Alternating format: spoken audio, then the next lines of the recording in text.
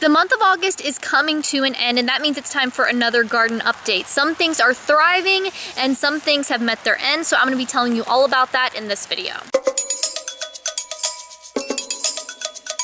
So we're doing this month's garden update in the rain. I have got my umbrella, the rain is coming down, and that's just the situation, so we're just gonna have to work with it. Now, there are a lot of exciting things happening out here in the garden. I'm excited to show them to you. Some of these plants are really producing a lot. Now, there are also some plants that have died, so I'll be showing you that too.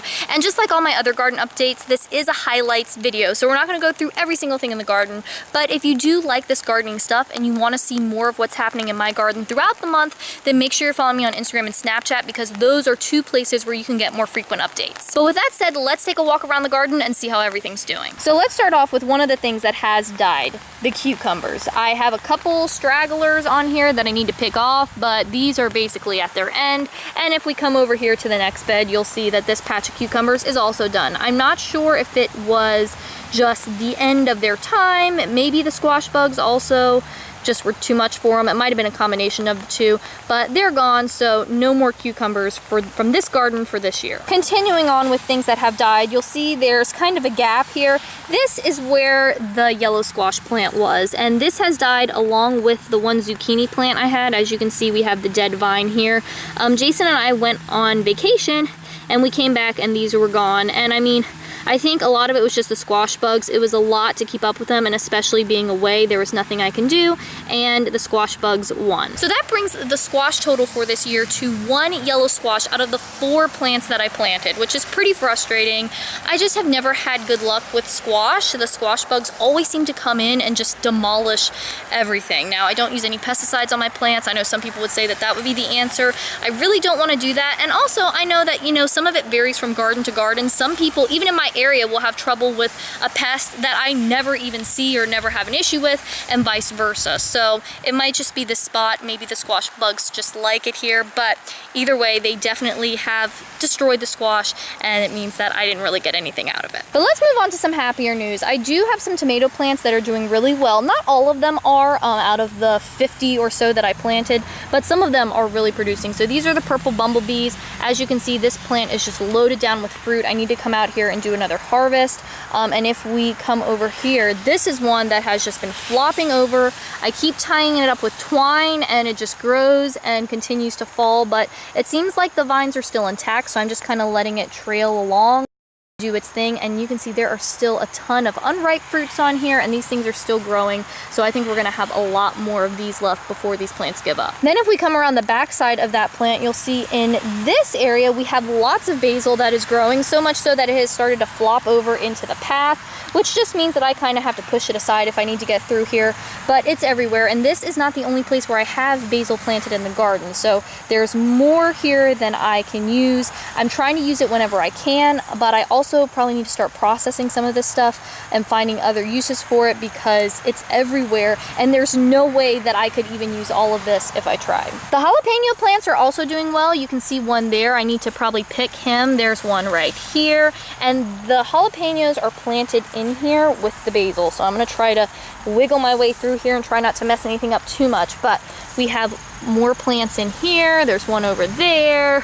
There's one over there, there's another one here, and I have just jalapeno peppers, like a whole container of them in my fridge. Oh, there are a couple over here that have even turned red, so I need to pick those. But we planted lots and lots of jalapenos, and we've gotten lots and lots of jalapenos, which is really exciting, and also means that maybe I need to start thinking about pickling or freezing or doing something else with all of these. Something else that's doing really well is the green bean situation. So these are purple beans, and then I also have the rattlesnake beans a few rows back, but they're growing like crazy. I don't know if, let's see if we can find any right now. Oh, there's one right there. I just came out. There you go. I came out and did a harvest just a couple days ago, so these have been picked pretty clean now, but I got a ton of beans, and if you do follow me on Snapchat, then you did see that. That was probably one of the biggest bean harvests I've ever had, if not the biggest. And as you can see, there are still more flowers coming on these plants. So there are more beans that are going to grow on here, and that's really exciting, because this is one of the things that I feel like is the easiest to grow. More flowers right there. It's the easiest to grow, and it produces so much. And also, I'm really loving this trellis that we did. You can't even see it right now, but it's the concrete wire just kind of stretched across in this big panel and then on these posts. This has worked really, really well for these beans, and I think we will definitely do this sort of setup again in the future. These are those rattlesnake beans that I mentioned. They are not as lush and thick as the purple beans are, but there are still a lot of beans coming on here. You can see even some that I've missed, like that one right there, that's just gonna stay on and dry. So there are a lot of these too. And it's nice to have the two different types because they come on a little bit differently. These usually come on first and then the other ones later. Now these are getting a second batch that are coming on. See, there are more here I need to pick.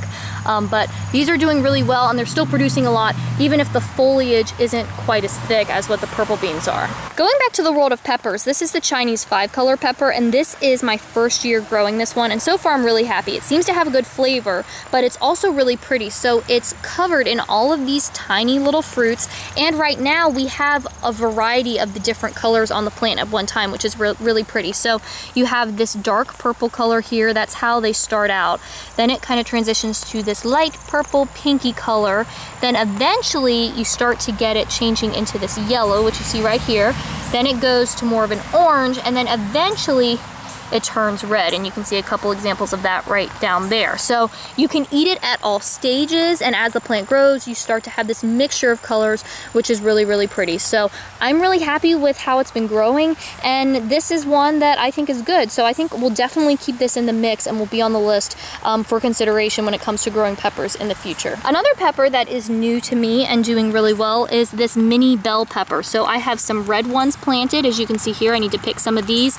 I also have some yellow orangey ones planted. These have been doing well. We've really just started getting these off. They have nice sweet bell pepper flavor, and I wanted to try this as opposed to large bell peppers, which I have done in the past. I just thought it'd be fun to try to grow a lot of small fruits instead of a few really large ones, and so far I like them. I think if anything they are super fun and cute and not something that you really see at the grocery store, so that is definitely a big plus in my book. And there are even more peppers in this bed, if you can believe it. They're buried between the marigolds and the basil and everything, but let's see if we can pull some of this basil back. Yeah, there we go. So these down here, if I can push all the leaves to the side, this is a squash pepper, and this one is ripe, it needs to be picked.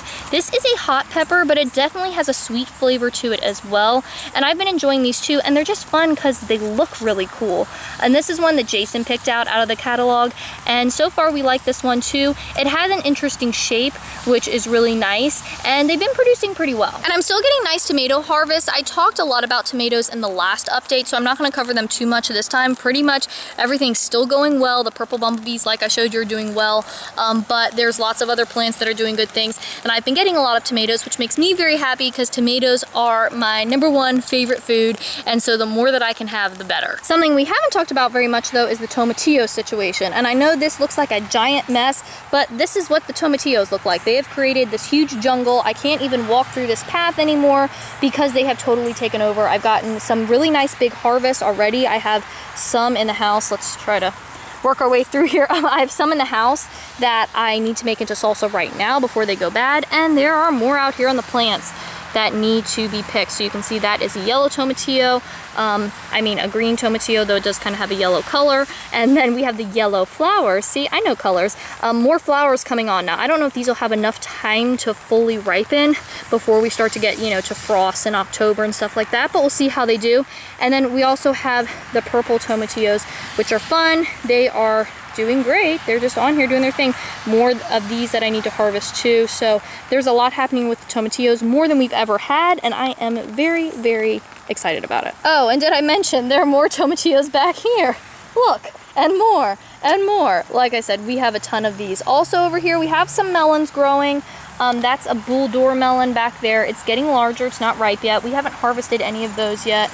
There's another one over here, if I can work my way through without knocking anything over. So hopefully that keeps growing too. Continuing with melons, there's also a Chantonnay melon here. Never grown this before, but it has started to change color, so I need to be watching this and seeing when I'm actually supposed to pick it, because this will be the first one of these that we've had. And then we have a little bit of a melon disaster over here. This is another thing that has died, and this is the Petite Grille de Rennes melon. So we did get one melon off of these, and there were two more. There's one right around here and one right around here before we went on vacation. Came back and they were rotten, and the plants looked like this, and they were super lush before we left. I think we got a lot of heat while we were away, and that definitely took a toll on the plants. I'm not sure if anything else happened. There is one melon there. I don't know if it's getting enough juice from its plant to fully grow, but we'll see. But that's a little bit of a disappointment because these did really, really well last year. And it is fun to get some melons off the plant. So not as much luck with the melons as we had last year, but we still did get something, and we'll see how those other melons do too. So that's what's going on in my garden right now. And let me know in the comments what's going on in your garden. How are things growing? Because I would love to hear that. And if you happen to be new here and you want more healthy eating tips and nutrition info and these garden updates when I do them, then make sure that you subscribe, because eating healthy and living a healthy lifestyle really doesn't have to be complicated, and I'm going to show you how to do it. And if you want to watch some more videos, I will have a couple linked over here that you might like. Thanks for watching. I hope you're having a great day, and I'll talk to you next time.